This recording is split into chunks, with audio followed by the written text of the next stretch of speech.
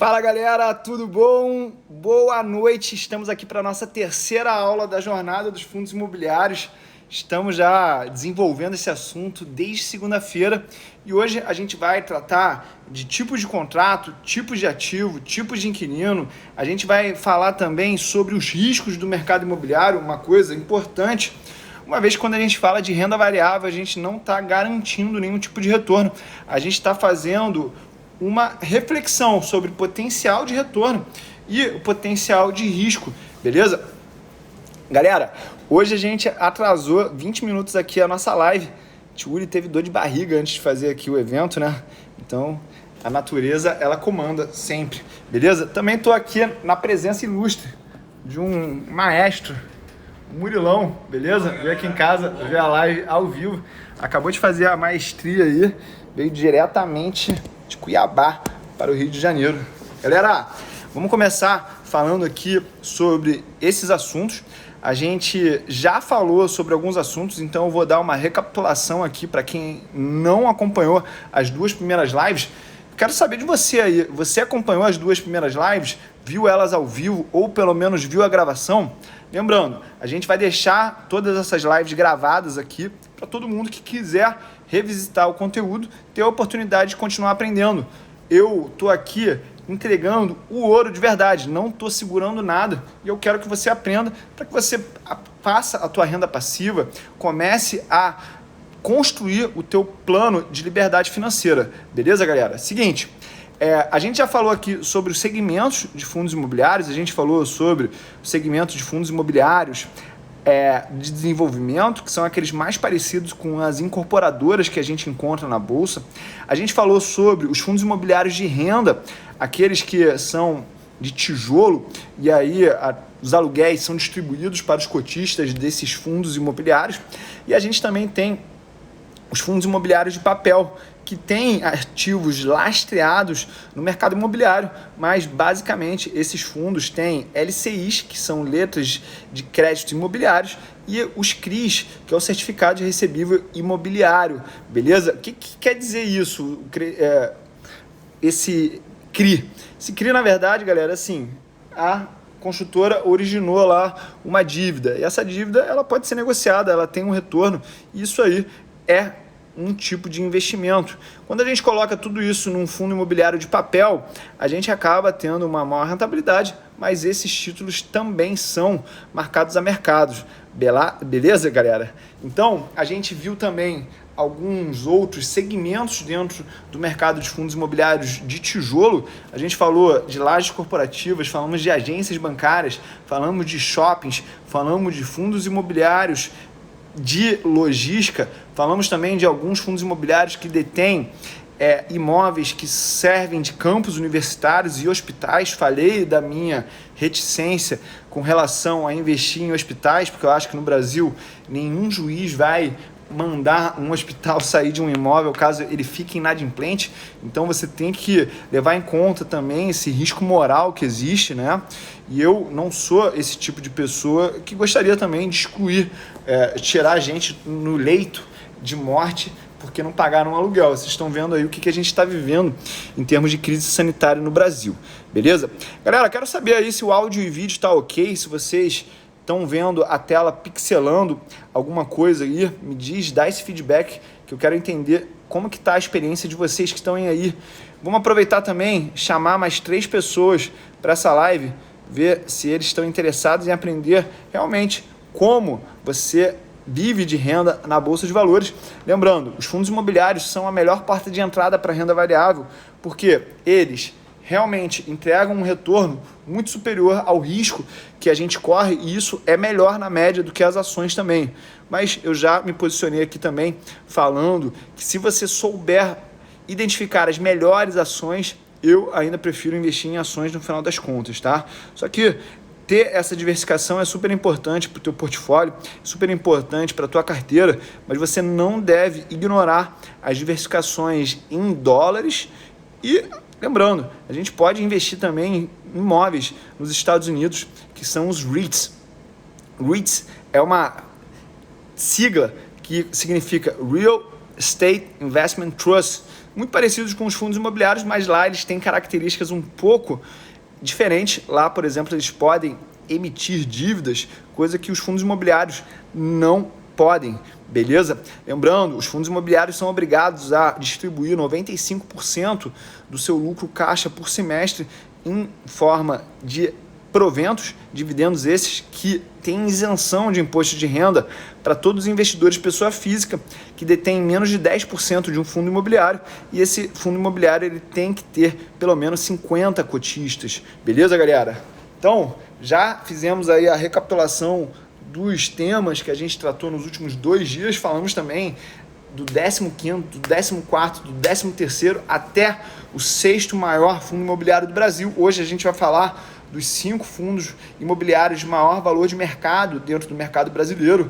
Isso para você ver também o tamanho dessa indústria, que ainda tem muito a crescer. Tem muito a crescer quando a gente compara com a indústria americana. O maior fundo imobiliário, o maior REIT, na verdade, dos Estados Unidos, ele é maior do que a indústria inteira de fundos imobiliários do Brasil. A gente vê também, em comparação com os Estados Unidos, um mercado mais maduro em relação ao desenvolvimento aí do mercado de e-commerce. Lá, o número de metros quadrados de galpões logísticos por habitante é muito maior do que o Brasil. Então, a gente vê que tem muito potencial de crescimento nesse segmento em específico para o Brasil. E a gente viu que esse foi o segmento menos afetado aí devido à crise sanitária que a gente está vivendo. Temos riscos em alguns desses segmentos? Temos sim. As agências bancárias são um tipo de segmento muito contestado. Falam que os bancos vão diminuir muito as suas agências. Isso vai criar aí uma menor demanda por esse tipo de fundo imobiliário. Lembrando que a gente tem o BBPO, que é um fundo imobiliário que basicamente trata de agências bancárias do Banco do Brasil. A gente tem outros fundos que também são relacionados a esse tipo de risco. A gente tem outros fundos aqui que falam de agências bancárias do Santander. Eu já me posicionei que eu não acredito que haverá um fim das agências bancárias no Brasil, mas eu acredito sim que a gente vai ter um ajuste da quantidade dessas agências, mas eu também acredito que as melhores agências continuarão aqui abertas, tá? E isso não significa que esses imóveis não terão outro tipo de uso. Esses imóveis poderão ser locados para outro tipo de indústria ou eles poderão ser vendidos ao seu valor de mercado e esse valor pode ser distribuído em forma de proventos para os cotistas, tá? Então, esse cenário super catastrófico que estão pintando para as agências bancárias, eu não concordo com ele, tá? Então acredito que possa haver uma grande oportunidade nesse segmento aí de fundos imobiliários. Outro segmento que foi bastante desafiado nos últimos 12 meses foi o segmento de shopping centers. A gente vê uma maior frequência das pessoas indo aos shoppings após as primeiras restrições que a gente viveu aí nos últimos 12 meses, que mostra que o público brasileiro ele realmente tem vontade de frequentar os shopping centers, não só para consumir, fazer compras, mas viraram oásis de entretenimento. Eu aí com a minha pequena Olivia, olha só galera, eu tenho novas fotos aqui no meu escritório, vou compartilhar isso com vocês, porque eu sou aquele pai babão hoje, né? Olha aqui, ó, foto com o neném e eu aqui, ó, com ela na barriga ainda, coisa linda. Isso aqui, galera, é a... Beleza? Galera, travou aí, voltou, travou, voltou. Agora estamos aí no 4G. Deus nos acude, beleza? Galera, vamos agora tratar o tema dessa live. A gente, primeiro, tem que entender que existem 2 tipos de inquilinos, né? Quando a gente tem fundos imobiliários de tijolo, a gente tem fundos que são monoinquilinos, que é aqueles fundos que são multi-inquilinos. Às vezes, a gente pode ter mais de um contrato num fundo que tem um inquilino apenas, mas ele tem várias unidades locáveis. Esse caso aí que eu dei de exemplo do BBPO é isso. São agências bancárias todas direcionadas aí ao Banco do Brasil, então ele é monoinquilino, mas ele é multicontrato. A gente falou também dos problemas de trabalhar com fundos imobiliários que são monoativos, beleza? Então, a gente tem monoativos que podem ser multi inquilinos ou monoinquilinos, e a gente tem monoinquilinos que podem ser multicontratos ou monocontratos, beleza? Você tem que subdividir isso porque cada uma dessas configurações vai proporcionar um nível de risco e um nível de retorno diferente para você. Outra coisa que a gente tem que saber aqui são os tipos de contratos. A gente tem os contratos típicos e a gente tem os contratos atípicos. Os contratos típicos são aqueles regidos pela lei do inquilinato, então provavelmente vai ser 30 meses de contrato com a opção de renovar mais uma vez. Esse aí você fica tranquilo que é muito fácil de entender. Eu vou falar agora com mais foco no quê? Nos tipos de contratos atípicos.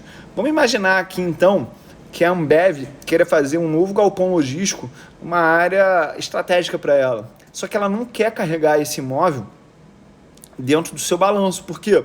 Lembra, se ela tiver mais imobilizado, isso aí tem que ser refletido no seu passivo ou no seu patrimônio líquido. Então as empresas que estão preocupadas com as suas métricas de performance, de alocação de capital, elas não querem ter esse tipo de ativo no seu balanço, elas preferem alugar esse imóvel de um inquilino, porque aí ela gerencia melhor o retorno sobre o seu patrimônio líquido ou o seu retorno sobre o capital investido, o famoso ROIC, tá? Então, o que essas empresas fazem? Elas pegam alguns desenvolvedores de imóveis e falam assim, olha, eu quero um galpão aqui que tenha 10 mil metros, que ele consiga ter não sei quantos metros de altura, eu vou precisar disso com não sei quantas saídas, não sei quantas entradas, e aí eles fazem uma coisa chamada build-to-suit, tá? Ele constrói aquele equipamento, ele constrói aquele imóvel para as necessidades de um inquilino específico. Só que aquele desenvolvedor de imóvel, ele vai precisar de garantias maiores. Então, ao invés de fazer o contrato típico de aluguel, ele vai fazer um contrato atípico, provavelmente vai ser de 10 anos, renováveis por mais de 10 anos. Ou seja, com isso, ele traz mais segurança para quem fez aquele investimento pesado naquele imóvel, beleza? E aí, isso aí gera oportunidade para os investidores e é bom para as empresas também. E a gente tem vários fundos imobiliários de logística que servem justamente o contrato atípico, tá? Então, não se assuste quando você vê esse tipo de coisa. E aí, esses próximos 10 anos é uma opção que esses locadores têm para que eles possam fazer planos de longo prazo. Lembra, gente, para você que é mais novo aí, tem menos de 30 anos, quando a gente fala de 10 anos, muito bem falado ali o TQ Investimentos, tá? A multa do contrato atípica, ela é bem interessante porque ela é uma compensação por qualquer tipo de prejuízo que esse investidor imobiliário venha a ter, tá?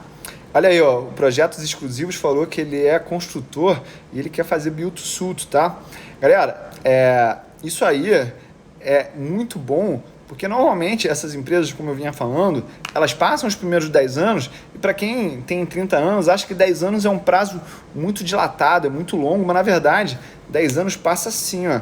Por isso você que está parado aí sem construir nada ou sem realizar nada na tua vida, acorda para a vida, porque daqui a pouco ela passa e você nem percebeu que as oportunidades passaram na tua frente e você ficou só olhando, tá? Tem muita gente que procrastina tanto na sua vida pessoal que acaba não realizando as coisas porque sempre acha que vai ter uma nova oportunidade e às vezes a oportunidade ela passa na tua frente e ela não avisa que ela está indo embora, beleza? Outra coisa, galera, que a gente precisa saber aqui são como são as remunerações que os gestores têm a partir dos fundos imobiliários e do seu desempenho, né? A remuneração pelos serviços prestados pelo administrador é a taxa de administração. Ela consta expressamente no seu regulamento do fundo e ela pode incluir uma parcela variável, que é a taxa de performance ou de desempenho, beleza? Lembra que na tua cota, esse valor ele já vem líquido, ou seja, lá naquele lucro caixa que eu falei, que os fundos imobiliários têm que distribuir a cada 6 meses, já vem aí debitado taxa de administração, taxa de performance, comissão paga para corretor, qualquer tipo de gasto com o imóvel, beleza? E essa é uma grande vantagem aí para quem quer investir em imóveis ou tem um imóvel que quer vender esse imóvel e transformar em fundo imobiliário, porque a gente não tem todos aqueles perrengues que normalmente o dono do imóvel ele tem que ter, fazer cobrança, falar com um inquilino que está em atraso, fazer reparação do imóvel. Cara, eu tenho aqui uma quantidade de imóveis que me dá uma dor de cabeça enorme e está sempre rolando um novo gasto, um novo desembolso. E eu sugiro que você não caia nessa armadilha, tá? Porque eu, sinceramente, gostaria muito de fazer assim e trocar esses meus imóveis por fundos imobiliários. Outra coisa importante você saber também que a gente tem vários encargos dentro de um fundo imobiliário. Por exemplo, a gente tem impostos, despesas com auditor independente, despesa com contratação de um formador de mercado, gastos com registro para negociação de cotas em bolsa de valores, comissões pagas por compras e vendas de bens de fundos imobiliários, gastos necessários para manutenção e conservação e reparo dos imóveis integrantes aí do patrimônio. Todos os dividendos, todos os aluguéis que você recebe já são líquidos disso, tá? Isso é uma grande vantagem até para o teu planejamento financeiro. As taxas de administração e de performance, quando houver, são debitadas do patrimônio do fundo, mais uma vez, portanto, não são pagas por você, perfeito?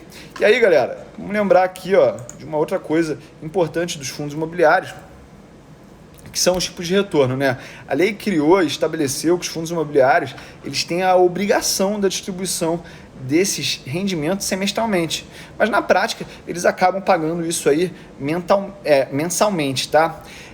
Esse dividendo ele pode ser proveniente de aluguel, da receita ou incorporação, ganho de capital na venda de um outro imóvel ou direitos reais sobre eles, ou juros ganhos em cima de valores imobiliários.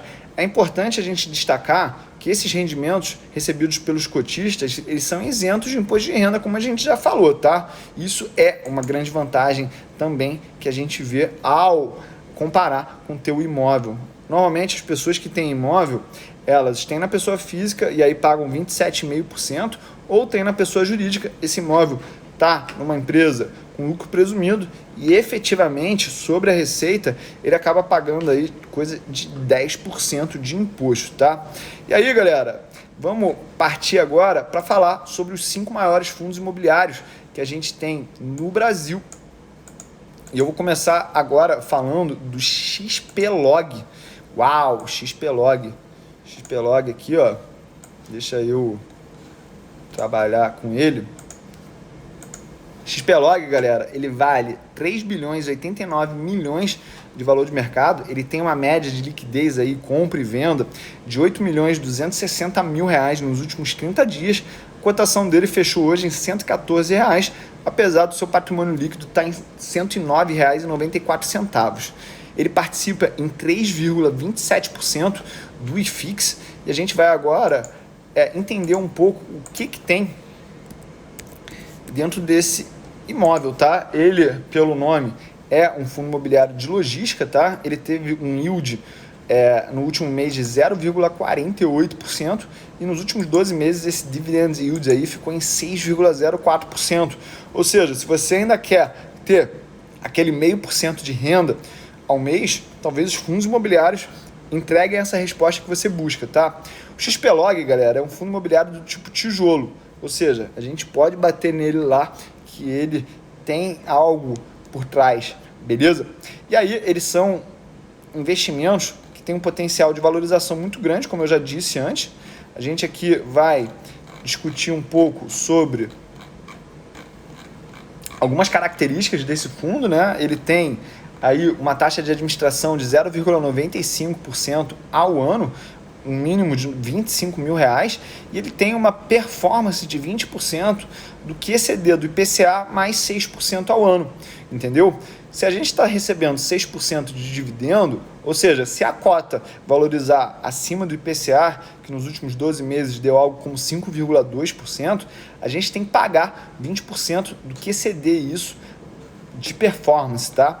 Eu não acho que isso aí seja muito justo, não gosto desse tipo de acordo, mas você pode escolher à vontade. O XPlog, galera, ele tem 13 ativos divididos em 6 estados, o que majoritariamente está em São Paulo. Depois a gente tem Pernambuco, a gente também fala do Rio de Janeiro, a gente tem Santa Catarina, a gente tem o Rio Grande do Sul e a gente tem Minas Gerais. Vamos falar aqui alguns dos imóveis que esse fundo imobiliário tem, só para a gente saber onde que a gente está colocando o nosso dinheiro caso a gente venha a comprar cotas. Lembrando, Nada disso aqui é uma recomendação, apesar de eu, como analista CNPI, poder recomendar qualquer coisa que eu quiser para vocês dentro da lei, beleza? Tome cuidado para não ficar escutando dica de quem não pode dar dica, porque isso aí, além de ser um crime, pode ser muito perigoso para o teu patrimônio.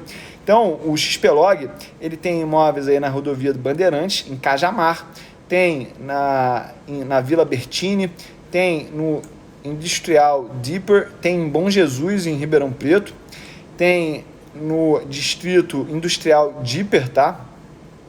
Vamos ver mais, tem um condomínio logístico aqui, tem um centro de distribuição da Leroy Merlin, tem um centro de distribuição da Panasonic, tem um imóvel aqui de 57 mil metros quadrados em Duque de Caxias, que é um parque Duque de Caxias. Tem o centro de distribuição da Renner em São José dos Campos, em Santa Catarina, desculpa. Tem o galpão da Via Varejo também, em Cachoeirinha, Rio Grande do Sul. Tem o Santana Business Park em Santana da Parnaíba, São Paulo. Ou seja, é um fundo diversificado do jeito que a gente gosta, em vários estados diferentes e trabalha com várias empresas diferentes. Você viu que ontem a gente estava falando aqui de um fundo imobiliário que detinha algumas lojas do Walmart e do Big, e a gente viu que hoje o Walmart no Brasil, que é o grupo Big, ele foi comprado pelo Carrefour. Eu espero que nada mude nesse fundo imobiliário, mas são esse tipo de coisa que você tem que acompanhar de perto. É uma notícia que sai lá e você tem que fazer a conexão com os ativos que você tem na tua carteira, beleza? Galera, eu não tô vendo vocês falando aí, tá chata a aula? Se tiver chata, se vocês não estiverem gostando, avisa, porque aí eu paro de fazer aqui a live, ou você pode participar mandando um comentário aí. Joga a bola do Tiuli pra cima, tá? Tô vendo vocês muito quietinhos aqui. Devo ter feito alguma coisa de errado que vocês estão tristes comigo, tá? Vamos agora. Próximo fundo, eu tenho ele na minha carteira, tá? É o HGLG11. O HGLG, galera, ele tem um valor de mercado de 3 bilhões e 170 milhões. Ele tem uma liquidez de 10 milhões e 600 mil reais. Ele foi negociado a R$ 171,98, apesar de ter um patrimônio líquido de R$ 147, ou seja, está havendo um prêmio de mais de 15% em relação ao seu valor patrimonial. Esse fundo ele pagou 6,4% de dividend yield nos últimos 12 meses em relação ao preço que a gente tem hoje, tá? Ou seja, mais um fundo imobiliário que a gente traz aqui que dá aquele 0,5% de renda que você precisa. Mas olha só, quero dar um papo reto aqui, não vou iludir ninguém que está investindo o seu tempo e a sua atenção no meu conteúdo. Você não pode gastar todos os dividendos que você recebe dos teus fundos imobiliários. Por quê? A gente já percebeu que não há uma atualização patrimonial no ritmo da inflação se você só ficar com as cotas dos teus fundos imobiliários. É imperativo que você reinvista esses dividendos que vêm em novas cotas e assim você constrói a bola de neve e bota em execução os juros compostos no mercado de renda variável, especificamente nos fundos imobiliários. Nas ações a dinâmica é a mesma, beleza? E é mais fácil a gente investir em fundos imobiliários porque a dinâmica competitiva de um imóvel ela é muito mais estável do que uma empresa, beleza? Então, o HGLG, galera, é um fundo aí bastante respeitado no mercado. Só no último mês ele pagou 0,44% de dividend yield. Ele é um fundo de tijolo. E aí, na hora que a gente vai olhar a taxa de administração, a gente tem uma bela surpresa. É uma taxa de administração de 0,6% ao ano em relação ao valor de mercado que esse fundo tem. Ou seja, a gente não tem que comparar isso com o valor patrimonial, e sim com o valor de mercado. Ou seja, o gestor está totalmente inclinado a valorizar as cotas desse fundo imobiliário para que ele receba essa taxa de administração cada vez maior, tá? Fernando, eu estou falando do HGLG11, beleza? Vamos olhar aqui valor patrimonial. Olha só que bela surpresa. Esse ativo tem 17 ativos em 5 estados. Então a gente tem São Paulo majoritariamente, depois a gente tem Minas Gerais, seguido por Santa Catarina, seguido por Pernambuco e depois o Rio de Janeiro em último, beleza? Tem imóveis aí da Gerdau, em Campo Grande. Eu já fui na frente desse imóvel, toda vez que eu vou lá para casa daquele meu amigo em Angra, a gente passa na frente desse imóvel aqui da Gerdau, tá? Tem também uma área em Betim, Minas Gerais. A gente tem uma área aqui também em Terra Nobre, Louveira, São Paulo. A gente tem áreas também no Distrito Industrial de Rio Claro. Tem o Centro Logístico de Cumbica, em Guarulhos. Tem também lojas americanas em Uberlândia. Tem um condomínio logístico em São José dos Campos, São Paulo. E tem o Master Office em Santo Amaro, São Paulo. Tem a Kremer em Blumenau, a empresa aí que faz medicamento médico, faz coisas médicas, né? Faz fralda, essas coisas. Aí, galera, se você puder investir em fralda, investe em fralda. Tô vendo com a Olivia agora que o gasto é alto, beleza? Tem também a Tech Town em Hortolândia, São Paulo. Tem o edifício Safira, Centro Empresarial Atibaia, em Atibaia. Tem o terreno Cone no Distrito Industrial de Pernambuco. Tem o Galpão Cone também em Pernambuco. E tem a Tetra Pak Montemor, em Montemor, São Paulo. Tem o Galpões Extrema e a Volks de Vinhedo, em São Paulo. Ou seja, nenhum inquilino aqui muito concentrado. A gente falou isso ontem. A gente não deve concentrar fundos que tem um único inquilino ou tem grande parte da sua área alugada para um único cliente apenas, tá? Você não deve procurar isso somente em fundos imobiliários. Você deve procurar isso em empresas também. Qualquer empresa que tem mais de 10% num único cliente, ela está correndo um risco. A gente viu aí a própria Wiz Corretora, que tinha grande parte das suas receitas relacionadas à Caixa Econômica, e quando esse contrato venceu, ela teve uma reavaliação muito alta na bolsa, caiu aí mais de 40%, beleza? Então, galera, falamos aí do HGLG. Quem tem HGLG aí, me fala, escreve aqui nos comentários, tá? Eu acho que para você empreender com fralda, tem máquina para você fazer fralda caseira, tá? Só que o problema é que as mães não gostam normalmente dessas fraldas. Então você vai ter que criar um público que ele é muito sensível a preço, tá? Porque qualquer pessoa que queira investir no conforto do seu neném vai acabar comprando a tal das Pampers da vida lá, que a gente sabe que são caras. São elas aí que eu tô reclamando, tá?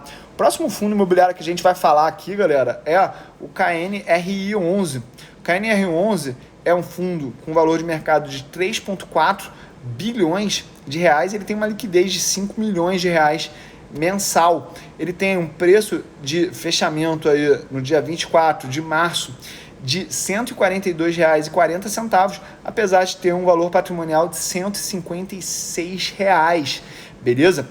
O KNRI11, eu acredito que ele seja, se eu não me engano, um fundo de papel, tá? Mas vamos tirar essa prova aqui dos 9 para a gente ver se o tijolo não está errado. Ah, não, ele é um tijolo híbrido, tá? Híbrido diversificado. Vamos dar uma olhada aqui, ó. Ele tem uma taxa de administração de 1,25%. Negócio de Pablo, o assunto é sério aqui. Como é que fica a valorização dos imóveis em relação aos fundos? No longo prazo você vai colher essa valorização ao longo do tempo, tá? Que mané Pablo Marçal, cara. Foca aqui no conteúdo, tá? Galera, então vamos olhar aqui o que tem dentro da caixa preta do KNRI11, tá? Vamos dar uma olhada também aqui nos ativos.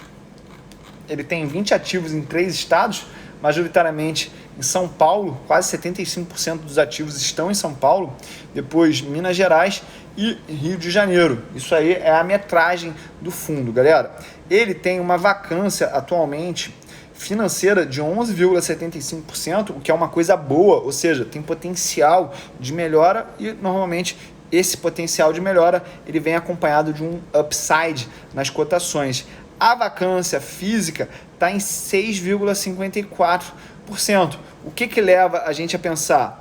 Esses imóveis que estão vazios são os imóveis de mais alto valor de metro quadrado que ele recebe de aluguel, tá? Então, galera, a gente pode ver aqui alguns imóveis que a gente vai falar desse fundo KNR11. Tem o edifício Atenas, em São Paulo, em Pinheiros. Tem o edifício Boulevard Corporate Tower, em BH. Tem o edifício Bela Paulista, na Consolação. Tem o edifício Lagoa Corporate, da Humaitá. Para quem não sabe, esse prédio ele é sensacional, a vista é muito linda. Se você conhece aquela gestora JGP, que o Paulo Guedes era sócio, se eu não me engano, fica lá nesse imóvel aí, o edifício Lagoa Corporate, tá bom? O Botafogo Trade Center também é um ótimo imóvel aqui no Rio de Janeiro, uma localização muito boa. O edifício Madison, na Vila Olímpia, essa é uma localização que eu conheço em São Paulo, muito boa. Tem o edifício Buenos Aires Corporate, no centro, na rua Buenos Aires. Eu tenho um imóvel nessa rua, e essa rua ela não está bombando, tá? O centro do Rio de Janeiro está passando por um momento delicado em imóveis. Toma cuidado para comprar edifício Galeria, Torre Almirante, todos esses imóveis, eles estão com um problema sério, porque todo mundo está saindo do centro do Rio de Janeiro e vindo para a Zona Oeste, que é a Barra da Tijuca, que é o bairro onde eu moro. A gente tem fundos imobiliários e a gente já falou aqui de alguns fundos imobiliários que detêm imóveis na Barra da Tijuca, beleza? E aí a gente ainda tem aqui o edifício Rocha Vera, que fica na Chácara Santo Antônio, em São Paulo. A gente tem o centro de distribuição que está em desenvolvimento de Cambreúva, São Paulo. Olha só, se ele está em desenvolvimento, significa que a empresa não está recebendo, o fundo imobiliário ainda não está recebendo aluguéis desse imóvel, ou seja, a gente pode ver uma valorização das cotas ou ver um aumento dos dividendos distribuídos aí no futuro próximo, beleza? A gente tem a torre 4 do edifício São Luís, no Itaí, em Bibi. Olha só, essa localização eu sei que ela é top, tá? Centro de distribuição Bandeirantes, em Louveira, São Paulo. A gente tem a Global Jundiaí, em Jundiaí. Centro de distribuição Itaquá, em Itaquacetuba, em São Paulo. E a gente tem o Joaquim Floriano, na rua Joaquim Floriano, em Itaim, São Paulo. Também um ativo, um lugar muito bom, beleza? Galera, se vocês têm aí esse imóvel, me fala aí que eu quero saber, tá? Outra coisa, tem aqui o Centro de Distribuição Pouso Alegre, no bairro de Algodão, Porto Alegre. Tem o PIB Sumaré, no bairro da cidade de Sumaré, São Paulo, tá? E a gente tem também aqui um bairro que eu conheço muito bem, que é o Centro de Distribuição Santa Cruz, no bairro de Santa Cruz, Rio de Janeiro. Quando eu falo lá que eu era construtor, que eu fiz um prédio de 5 mil metros quadrados, foi exatamente nesse bairro aí do Rio de Janeiro, que é o bairro com menor IDH. O pessoal costuma falar que Bangu é quente aqui no Rio de Janeiro, é porque não foi no verão em Santa Cruz. Foi interessante, galera. Aí, essa história foi engraçada, Murilão. Quando eu estava construindo esse imóvel, teve um dia que chegou lá o pessoal da milícia e falou assim: olha, o chefe lá quer falar com o senhor. A gente vai dar proteção aqui pro seu imóvel, né? Aí eu comecei a ficar meio bolado. Vieram 3... Pô, tu sabe que eu sou grande, eu tenho 1,93 m, galera. Tô contando aqui a história pro Murilo, tá?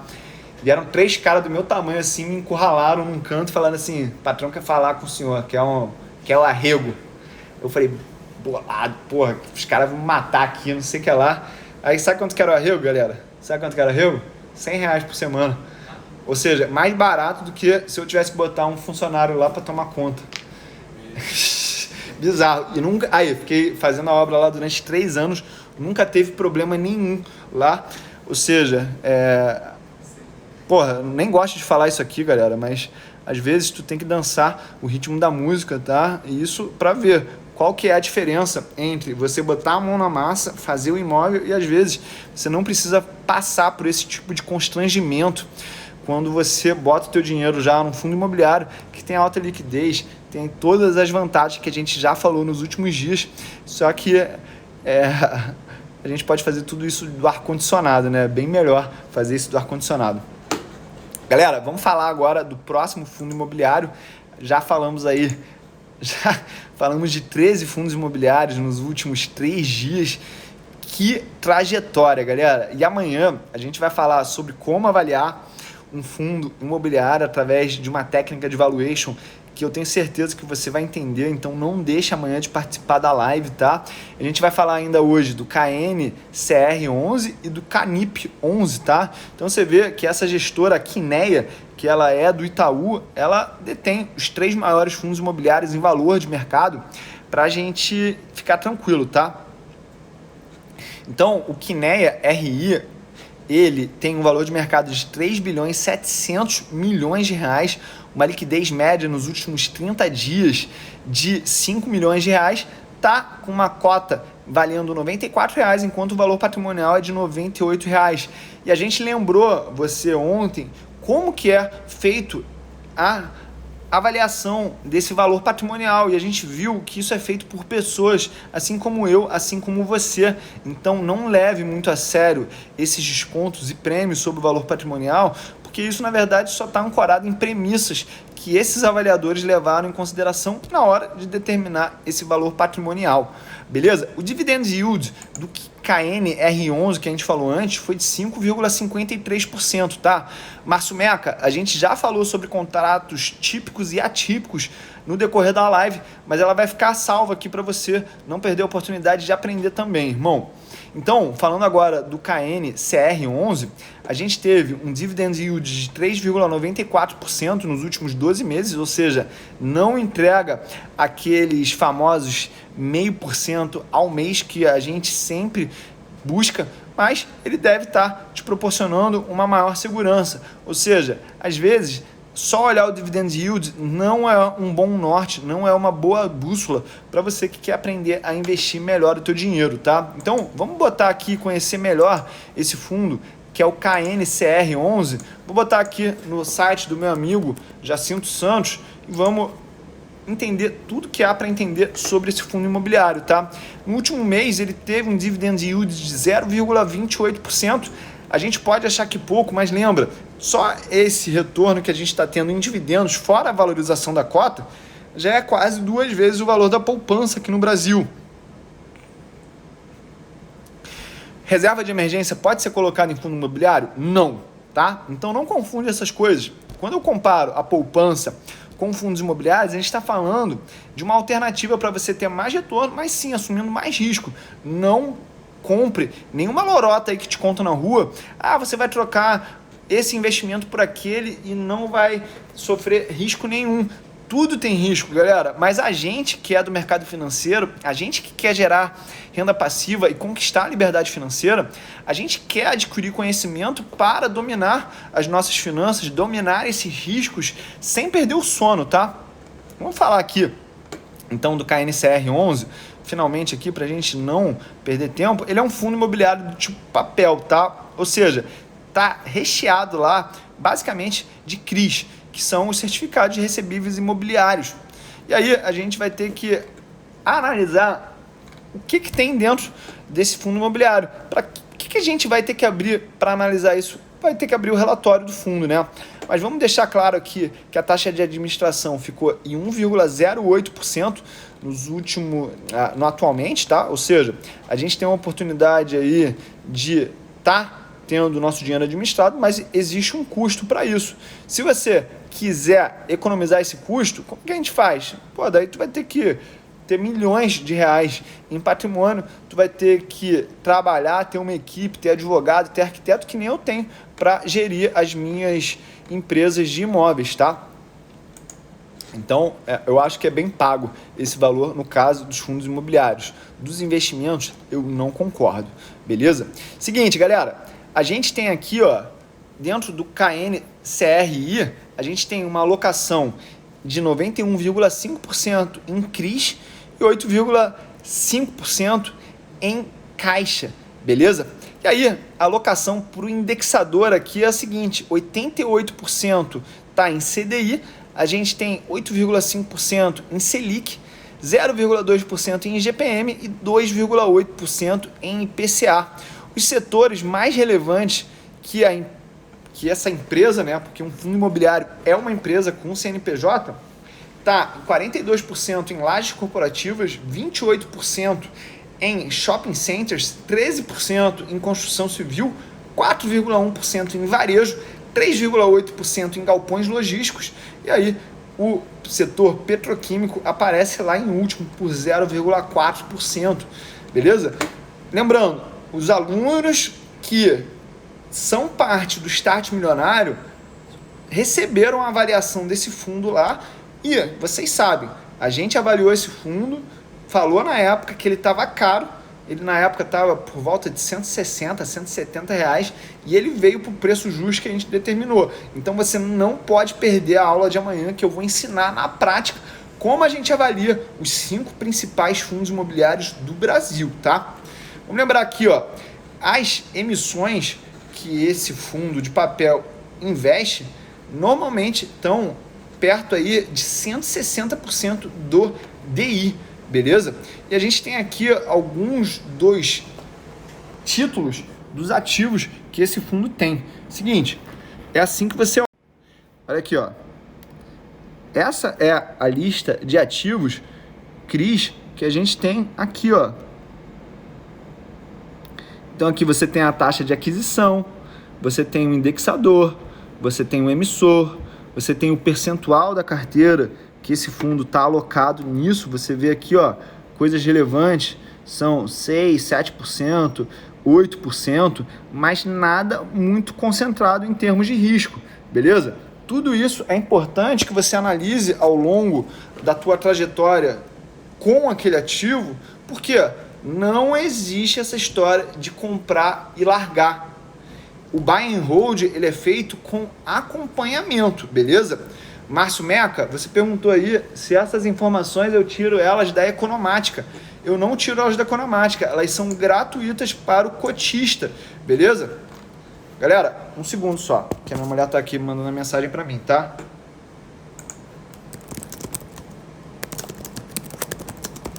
Um segundo, boa. A gente já vai falar aqui, beleza? Vamos agora falar do último fundo imobiliário que a gente tem para tratar aqui, que é o seguinte, a gente vai falar agora do Canip 11. O Canip 11, ele dá um salto em termos de valor de mercado, porque enquanto a gente tinha aqui o Kinea valendo 3,4 bilhões, 3,7 bilhões, o Canip, que é o KNIP 11, ele tem um valor de mercado de 5,4 bilhões de reais de valor de mercado e ele tem uma liquidez média de 22 milhões de reais para quem quer comprar e vender, ou seja, ele não vai criar um atrito muito grande. O nome desse atrito em inglês chama-se slippage, tá? Slippage é quando eu estou comprando, eu vou puxando o preço para cima e quando eu estou vendendo, eu estou puxando o preço para baixo. Tudo isso aí impacta na minha rentabilidade no longo prazo e é um custo de transação. Por isso que a gente fala, quanto menos você mexer na tua carteira, maior a chance de você ter um retorno adequado aí para o teu risco, tá? A cotação do Canip está em R$114, o valor patrimonial dele está em R$103 e ele teve um dividend yield nos últimos 12 meses de 8,75%, ou seja, acima daquele 0,5% ao mês que a gente busca, né? A participação dele no IFIX está em 5,95%. É o fundo imobiliário com maior representatividade dentro do IFIX. Só para a gente não esquecer de falar, o KNCR11 ele tem uma participação de 4,08% e quando a gente fala do KNR11, a gente está falando de uma valorização, uma participação dentro do IFIX de 4,36%. Então, se a gente juntar essa família de 3 fundos, KNR11, KNCR11 e Canip 11, a gente está falando de aproximadamente 14% do IFIX, beleza? Lembrando, uma das alternativas de você se expor ao mercado imobiliário é comprando o IFIX 11, que é o ETF que replica o IFIX. Você também tem o fundo do Banco Inter, que é o IFIE 11, ele tem uma taxa de administração de 0,3% e não distribui os dividendos. Isso aí pode ser uma coisa boa ou ruim, dependendo do teu nível nas finanças, do teu nível de desenvolvimento. Mas lembrando, né, a gente também pode usar o KISU 11, que é baseado no Suno 30, um índice desenvolvido lá pelo professor Baroni e toda a equipe muito competente da Suno, tá? Galera, vamos aqui então entender qual que é a estrutura aí do Canip 11, beleza? Canip, KNIP 11. Canip 11 teve um dividend yield de 1,03% no último mês em relação ao seu preço. Ele é um tipo papel de fundo imobiliário, ou seja, ele detém CRIs lá dentro, tá? CRIs não é diminutivo de Cristina, de Cristiano. CRIs é o certificado de recebível imobiliário. Taxa de administração desse fundo é de 1% ao ano. É aceitável, beleza?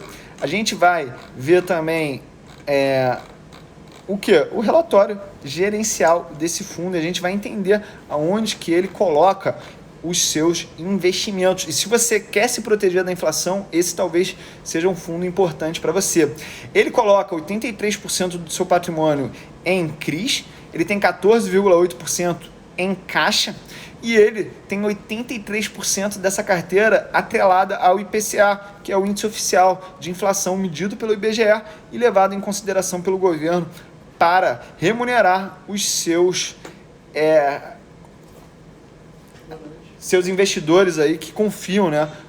Beleza? Vamos dar uma olhada aqui, ó, nos resultados desse FII. Ele teve uma carteira com quantos ativos diferentes? 51 ativos diferentes. A maior concentração desses ativos está em CRIs da JHSF Malls.